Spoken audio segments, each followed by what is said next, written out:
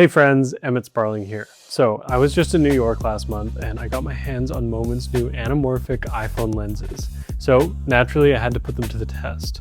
My girlfriend and I spent an evening walking around Brooklyn while I filmed the test shots that you just saw. I chose to film around sunset to blue hour because I didn't have any NDs with me for these lenses, so I chose a time of day with dimmer lighting so I could keep that shutter speed down. Also, sunset and blue hour is my favorite time to shoot regardless, so it all worked out. I didn't have a stabilizer either, so all the shots are handheld and rely on iPhone's built-in stabilization.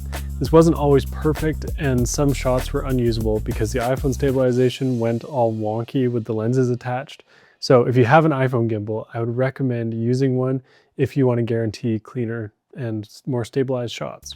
For the most part though, I found it looked and worked great. I used the natural tone lens the whole time because I wasn't trying to change the colors of the lens flares, but Moment also makes a Pana Blue and a Gold 42 flare lenses. That's kind of more of a blue flare and a gold flare. As soon as you put the anamorphic lens on your phone, everything looks immediately more cinematic. Joshua from Cine Dailies made a video on the Moment channel where he puts it perfectly. This is not just a gimmicky lens to add onto your iPhone. This can be used as a professional filmmaking tool, especially with the advancements in iPhone technology since the last Moment anamorphic lens was released. I would go check out that video if you want a detailed breakdown of each lens. For some of the shots in the video, I was experimenting by using the 2x lens paired with the anamorphic. So what that essentially means is I'm essentially just zooming in on the iPhone while using the Moment lens. The footage from this wasn't super sharp, which is kind of what I expected, but I actually kind of like the look of it quite a bit.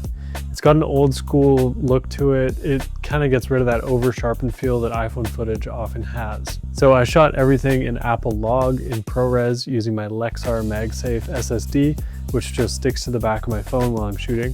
I would highly recommend one of these drives for mobile filmmaking. They are so convenient. And that's about it. Thank you guys for watching. I'd highly recommend checking out the new anamorphic lenses for yourself if you want to add more of a cinematic feel to your iPhone shots. I'll see you in the next video.